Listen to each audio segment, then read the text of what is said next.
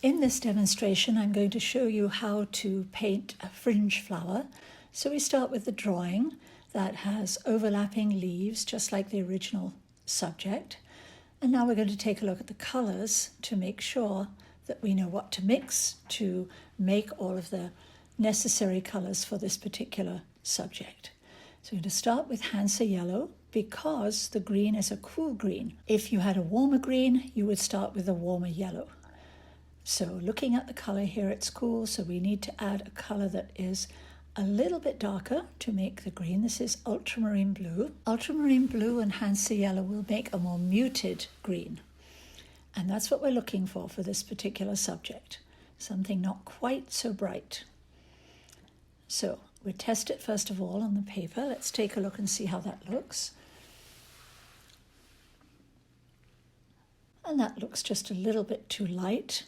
So we're going to come back and add in a touch more blue to push it down towards the color that we're seeing on the subject. Good idea to test the colors next to the subject, and you'll get a fairly good suggestion of how your paint could work next to that particular leaf. That looks pretty good. And we'll start with a light version of of that color on the leaves, and we'll start to paint in just a moment.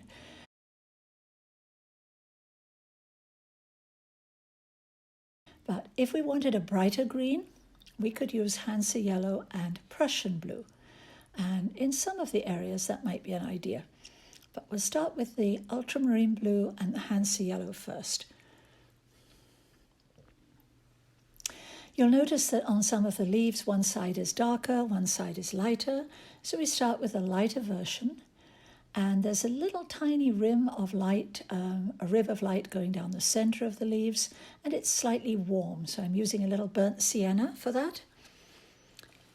So right now it's Hansa yellow, ultramarine blue mixed together, and burnt sienna. And we can also use some of that warm in with the green to make that leaf that's dying just a little bit on the side there, if you want to do that. Okay, so initially we're going to start with a lighter version of that color and paint the leaves very carefully. Botanicals require a little more precision than regular sketching or painting because they should be recognizable when they're finished as the subject. So we're going to start by laying a little green on the leaf. This is a lighter version and lighter just means a touch more water in the mix, and lighter version of the color that we mixed just now.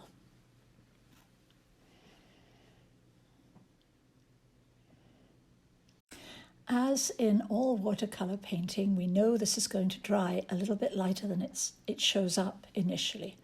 So this will be the lighter side of the leaf, and then we can darken some of the other sides of the leaf later.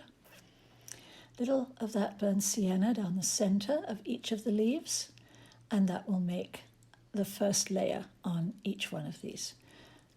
And we don't want to paint another leaf right next to this because those colors might run together, so we can choose one that's not touching.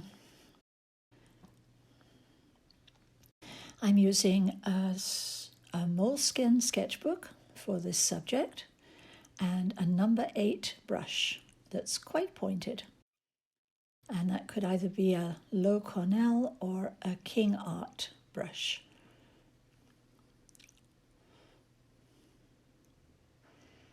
And if you go to my video site, you'll find a materials list for these. My video site is trisha.yondo.com.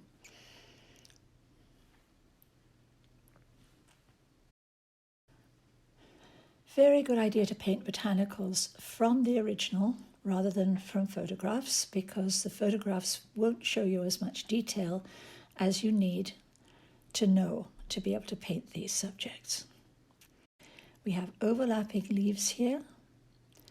We have one on top of the other, so we have to decide which one is going to be darker, and we're going to paint alternately so that they don't run together.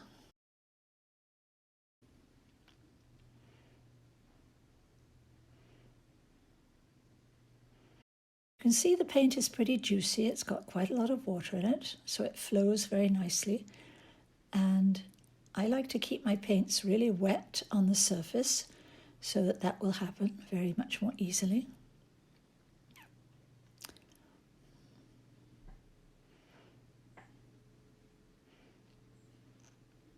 So you can paint 2 or 3 of these before you put in the center line. They'll still be just a little damp, and that will work nicely.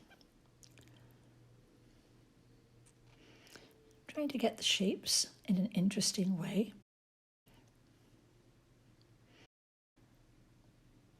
And there's our little center line. To do that, I don't usually wash my brush first. I just put it into the brown paint and pick it up from there. And then it connects with the green a little better.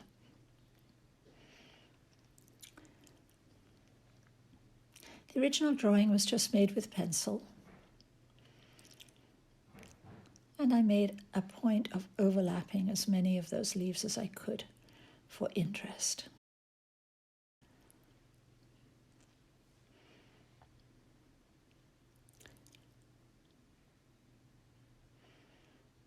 So just be sure that you're painting up to a subject that is dry.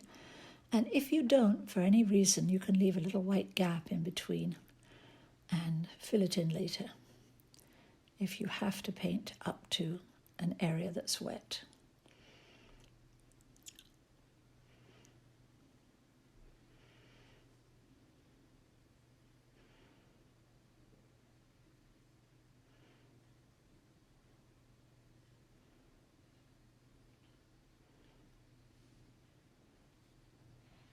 So we're getting a little, because of the shape of the leaves and because of the angles, we're getting a little bit of dimension already just with this one layer of paint.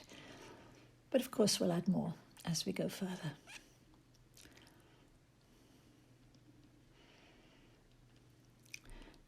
And I'm just checking the paint to make sure it's the right tone. It can be a little bit darker on this one because this one is underneath.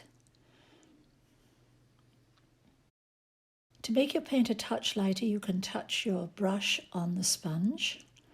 And to make it darker, of course, you need less water and more paint.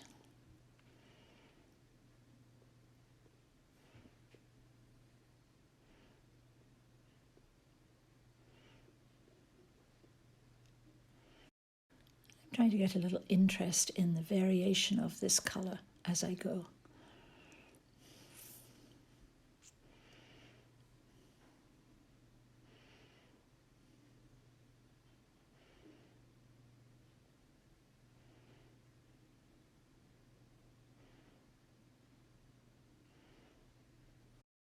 Generally in botanicals, we make the mixtures of colors from light to dark, and we make glazes. That means layering thin layers of color one on top of the other. You can do that on 140-pound paper or on 300-pound paper, and both of them work really well for botanicals. So these little leaves at the front are a little warmer, so I won't paint those just yet, but the ones at the back here are still green, so they can have just a little bit more color.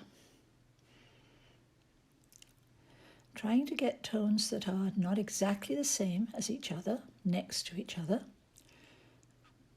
to make sure that I'm getting enough definition.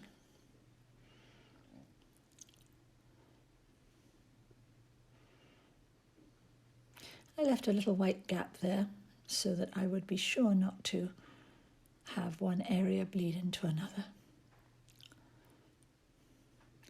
And the leaves that are behind are not quite as important. They don't need quite as much detail, so they can be painted a little more simply.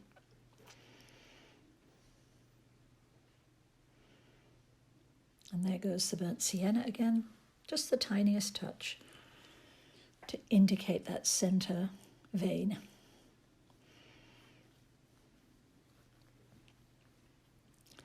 And the little leaves towards the front now are more of a reddish tone, so we can add in a little permanent rose into the mix to make that color.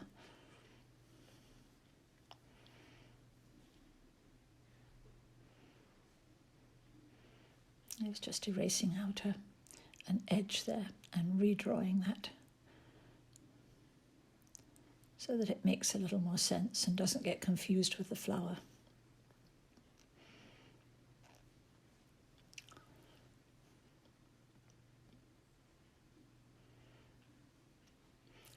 As the flower is on top of the leaves, it can be a little tricky. So I could change the shape of that to make it read a little better.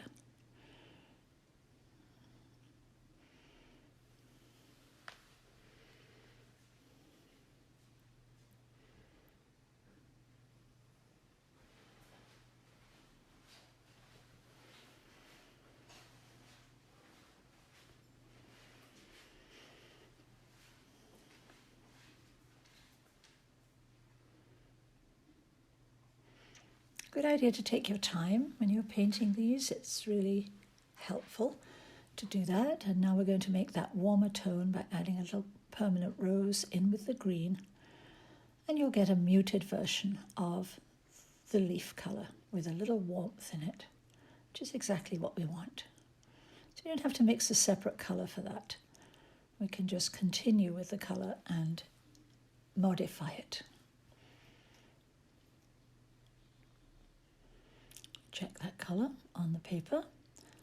It looks pretty close for the first layer. You can have a little more colour on it later.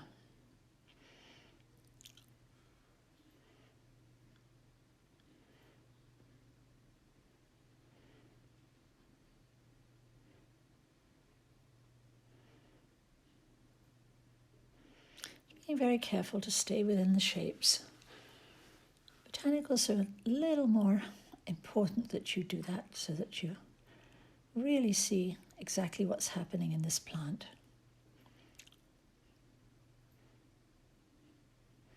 And painting from life is much more important than painting from, or much more helpful to you than painting from photographs all the time.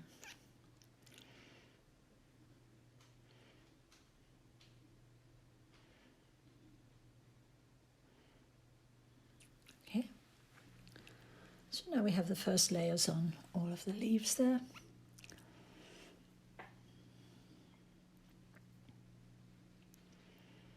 Just a few more down here that we can put in. This is just a little accent of the flower, a little larger to see how it works with some of those redder leaves that are at the bottom there. So it's important to make your page interesting when you're doing a botanical.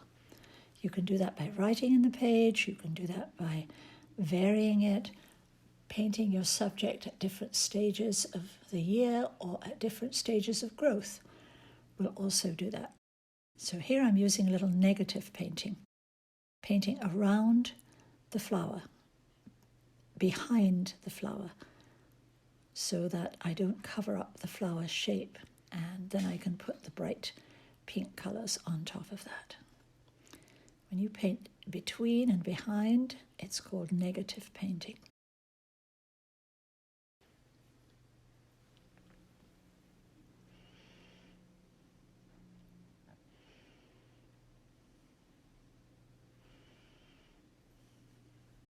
By doing that, we get a depth as well. It makes the image look a little more dimensional.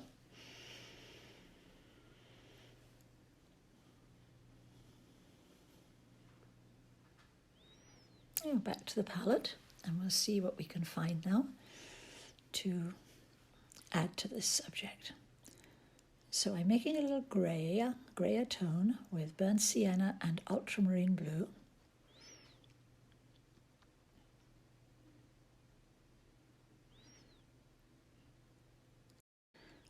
And adding a little pink into it. And this will be the colour that we'll use for the stems.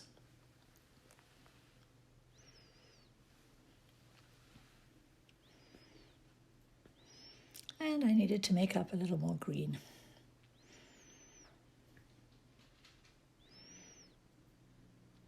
So the stems are a combination of a little green and a little of the brownish reddish tone.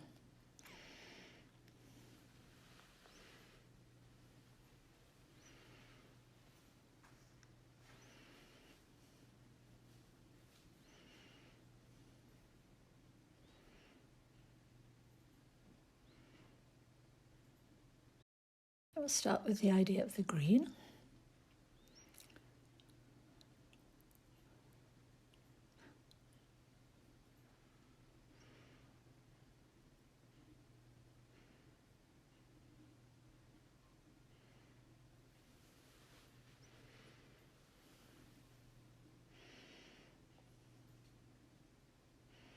Just very lightly add in some of that.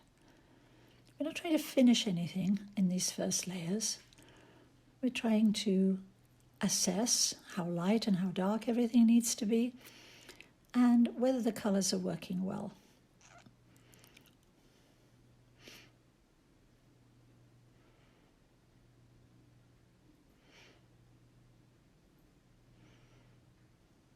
Just a little more red down there.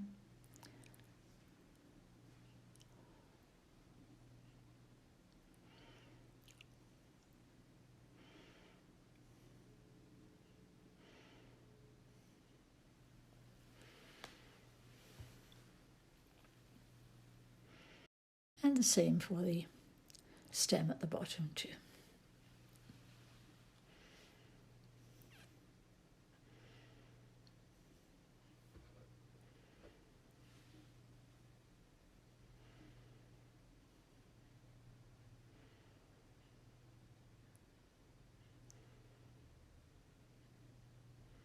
Try and make that flow out into the flower just a little bit.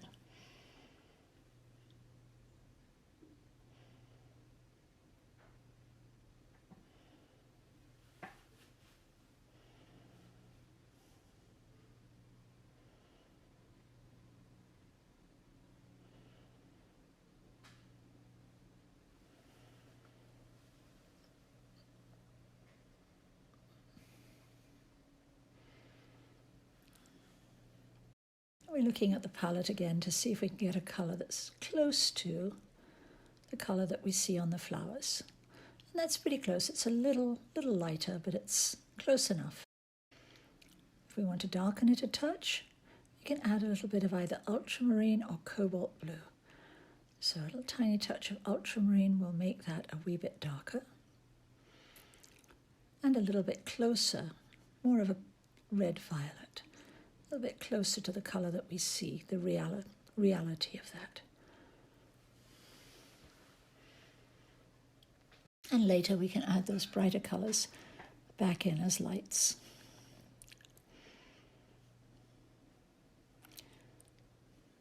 So basically we're just painting all of the petals to start with. Give them some energy, some movement, some variety.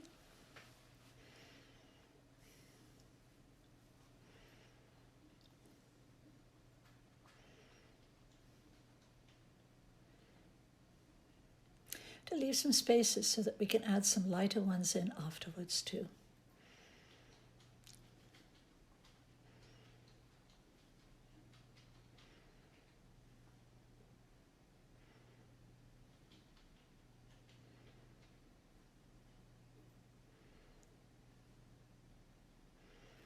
Looking more for the shape in this first layer, the shape of how this flower is working, and they hang from the bush downwards.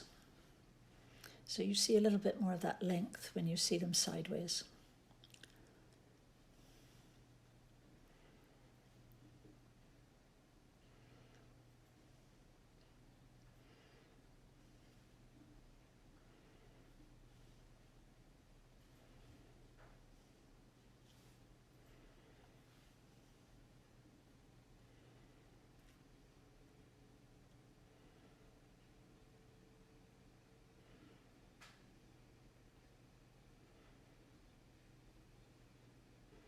Good idea to paint in the direction that the flower or the subject grows more than the other way around.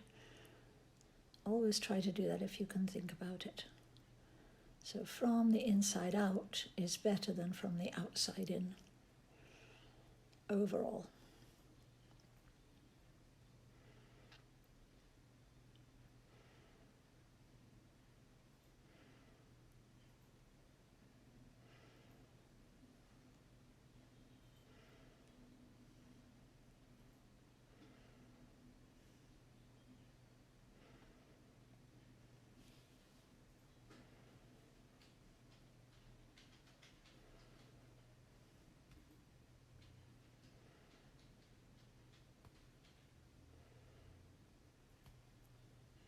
So on the bottom of the page there, I'm just doing exactly the same thing with the little flower head that's there too.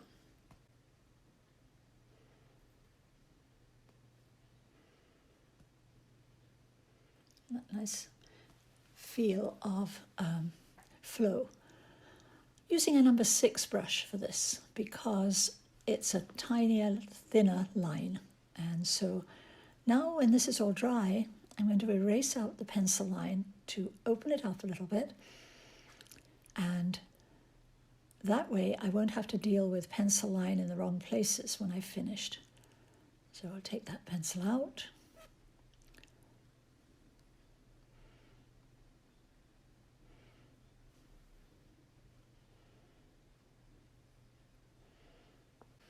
And if the flowers aren't quite dry, you can always do that part a little later. Take the line out from that part a little later. So now we're going to go back to the leaves again and add a little burnt sienna to the mix. So it's ultramarine blue and Hansa yellow and a little burnt sienna to make the whole mixture darker. Still staying in that cool green range. Hansa and ultramarine to get that blue-green.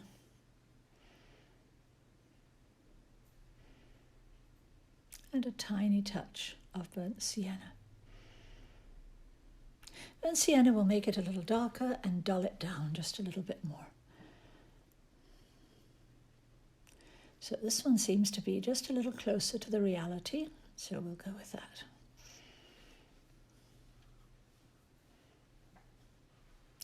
Now we're going to start seriously focusing on getting these a little bit darker. Painting next to the light line in the center, just on one side of it.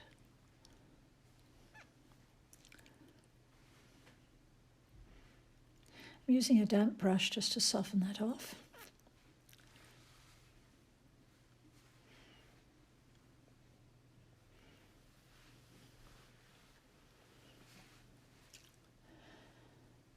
Now a few little veins on the leaves too. That dark in the center tends to give the leaf a little bit more dimension. And all of these little additions that we add, just blot it just a little bit so they drop back down into the surface so they're not sitting right on top. And they look more natural if you do that.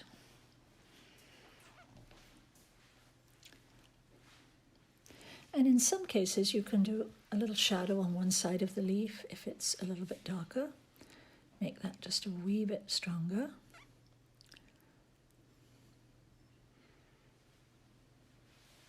To give the leaf just a touch more dimension. Each leaf needs to have its own treatment because they're not clones of each other. They're all very individual.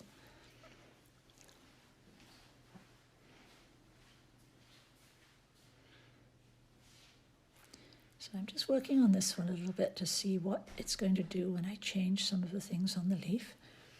It's beginning to look the way that we want it to. Same thing on this one, and look how the brush strokes are following the veins on this leaf, following the angle of the veins. That's very important. Just straight lines doesn't work.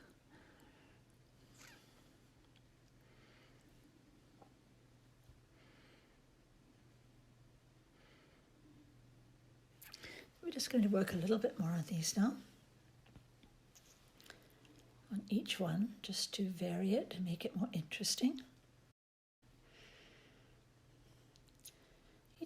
Each one is a little portrait of that aspect of the botanical. And so it's important to not just assume that they're all the same.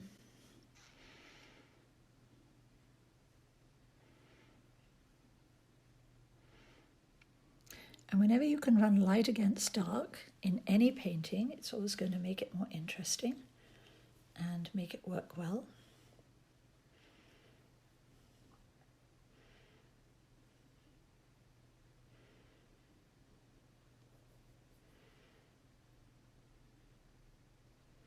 leaving a few little lights between those veins, so some of the veins look a little lighter, some of them look a little darker.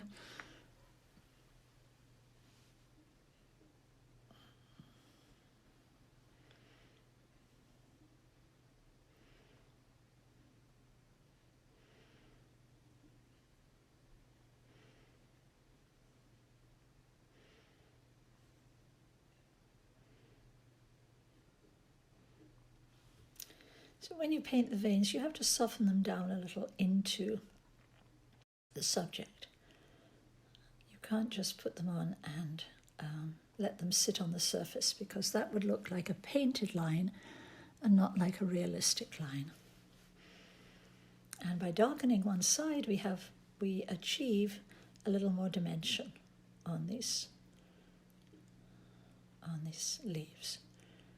We're not seeing a tremendous amount of light and shadow from the lighting here in the studio, so we're having to assess just a little bit more. But we can see that there's a light side and a shadow side on a lot of those leaves, so we can make that happen.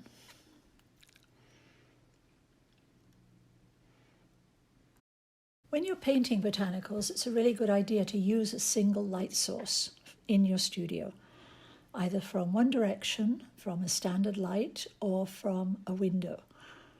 And the single light source will give you the most dimension for your subject.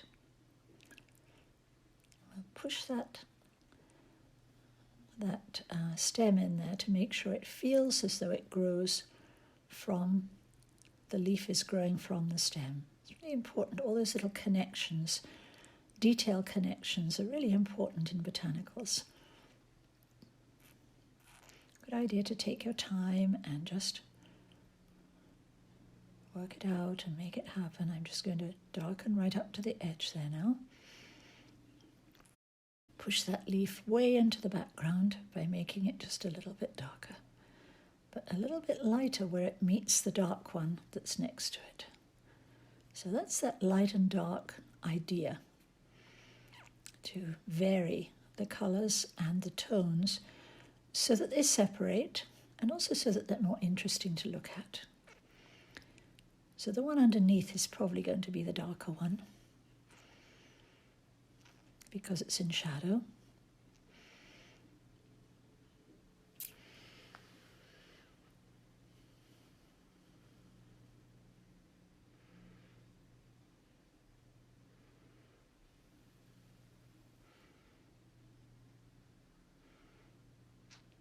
And they don't all need the same amount of detail.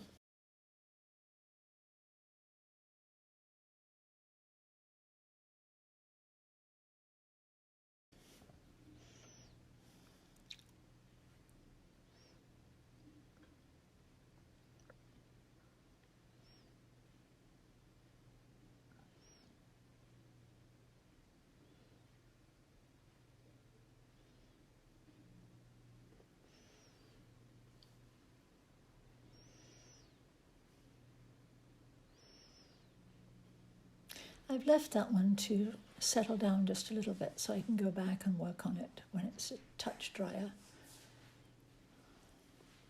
And by making this one darker, the one on top of it appears to be higher up and more dimensional.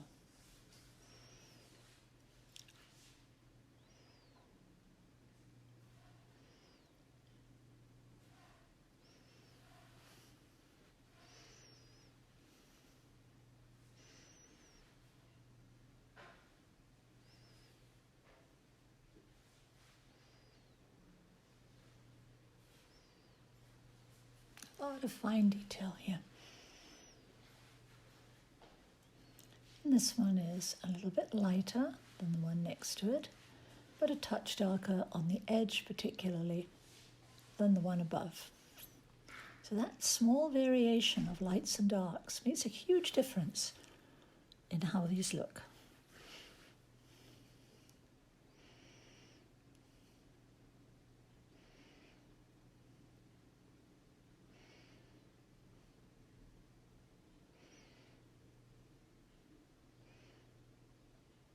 You have to decide which side of the leaf is going to be the darkest.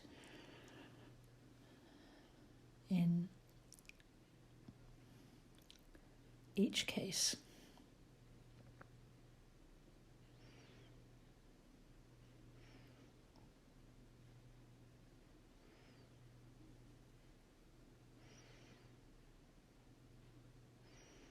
So you're allowed a little artistic license here to make this work.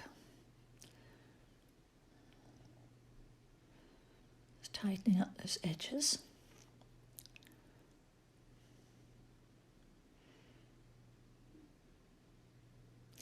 Very good idea not to outline. I just did an outline, but immediately I softened it, because if you have too many outlines, your eye is going to rest on those outside edges, and it's going to look more like a coloring book image, and that's not what you want.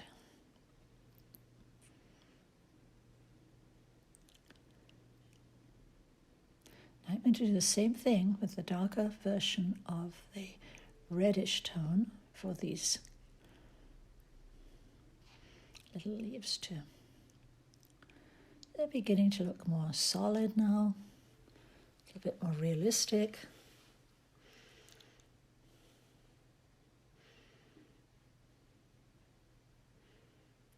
And when you're doing a lot of leaves like this, it's a good idea not to start with the really important ones right at the very top. It's a good idea to work your way down from one end of the stem to the other.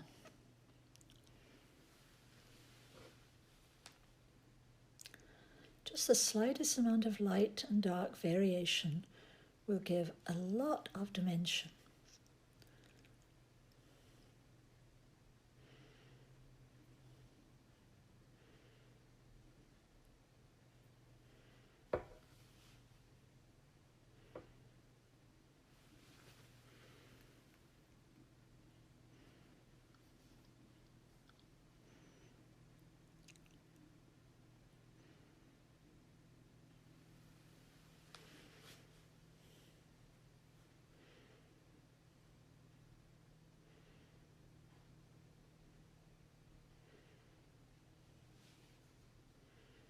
On this one I'm using a number 6 brush for the smaller leaves.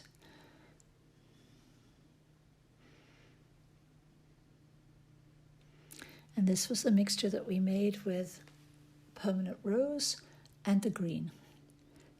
So mostly permanent rose, just a little bit of that same green that we used for the leaves mixed in.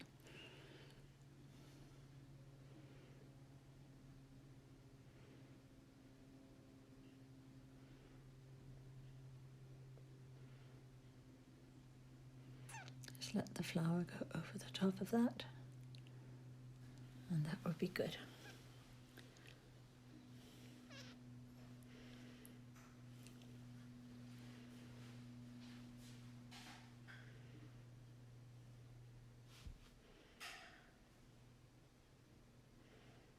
That little bit of negative painting allows the flower to sit on top.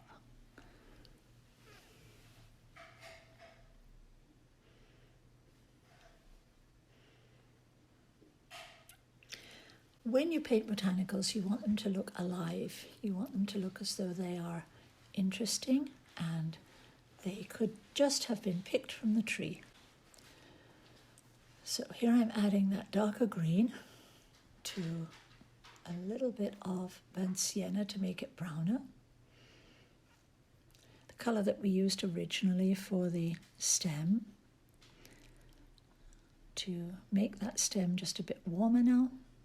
You can use a little pink on it, or you can use burnt sienna, doesn't matter.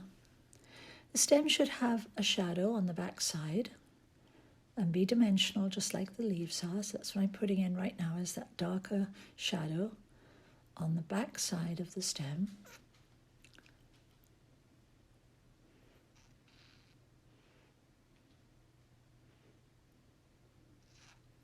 These pointed brushes make it much easier to connect and paint small details like this.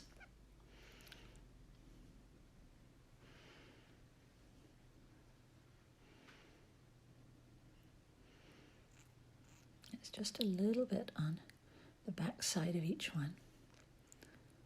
That's right.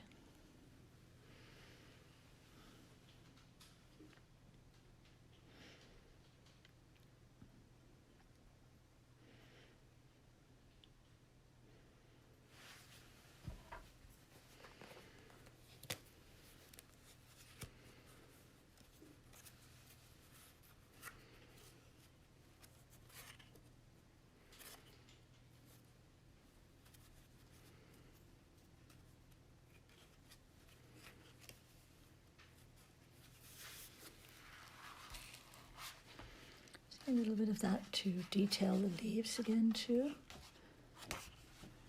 Things dry a little bit lighter. You have to work with what you've got, and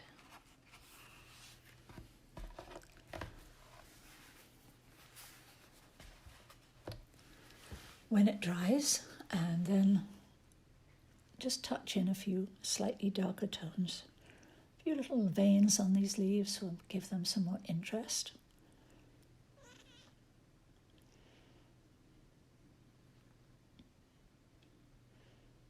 Nature always gives us warm and cool together. So one of the things you can do at the end is to add just a little cool on top of the warm or next to the warm, and a little warm on top of the cool. And that will make it look more realistic.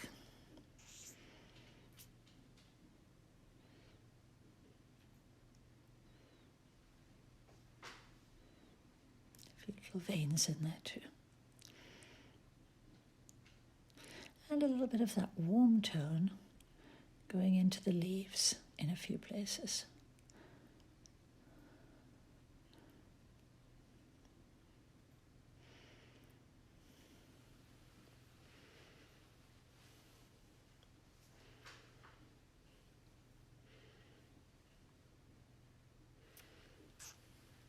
A few more little dark touches in the flower before we add in some of the lighter, pinker tones in there.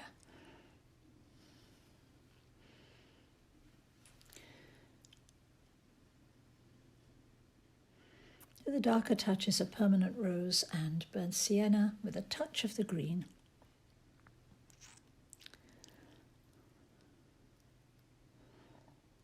Now I'm mixing up a little brighter colour there. Burnt permanent rose and just a little bit of darker colour. There we go.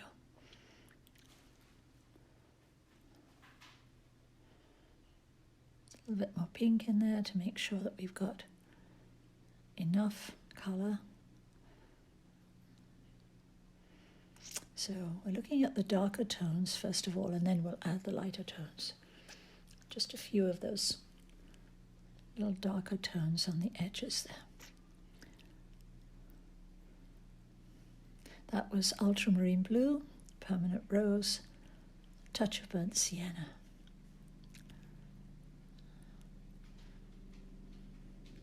Plenty of space in between the petals here, so I can add in some bright pink right at the end.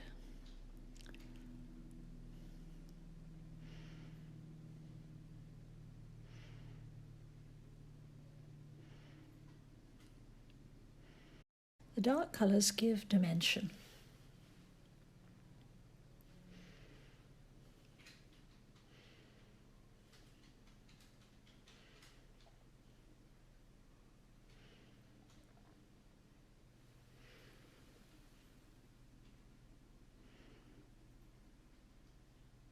Also give you an opportunity to change the shape of the flower if you want to. That's always a good thing.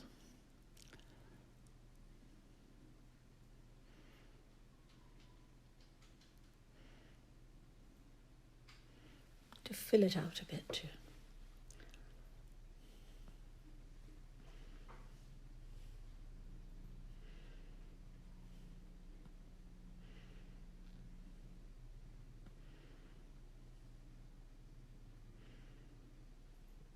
And here's the permanent rose by itself to brighten up that flower and give it a lot of colour.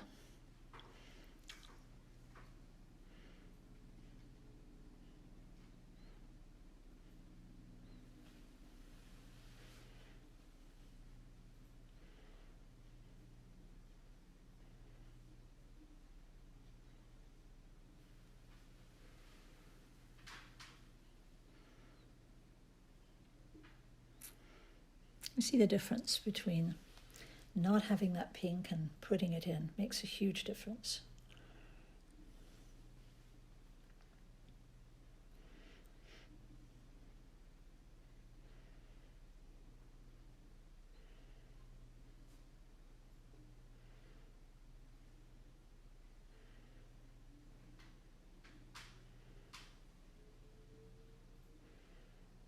Now we're getting more of the depth. We've got light and dark, and gives us a much more dimensional feel to those flowers.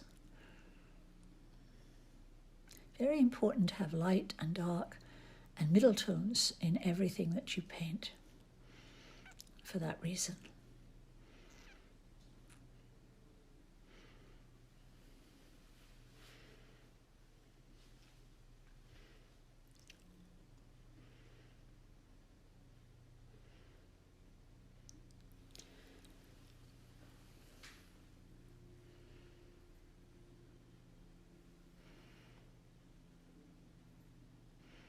Now we're just going to add a little more dimension to the stems and a little more detail on these stems. They're not completely flat, they have little nodules in various places.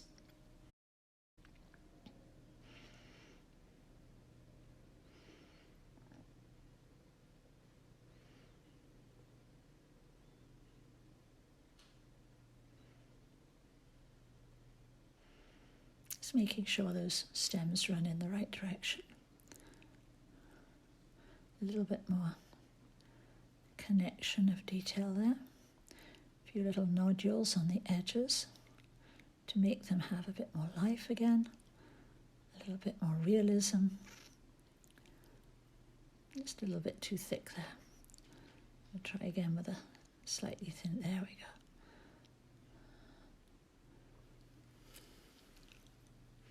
There's little nodules you can see on the reality there.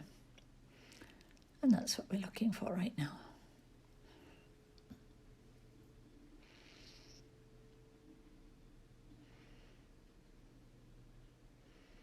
They have to be proportional. If you make these things too large in relation to the subject, they're going to look completely out of place. And so it's very important to assess how big they need to be. But see what a difference that makes. It makes it look much more realistic. So I hope you've enjoyed this video, and I hope that you'll try this at home.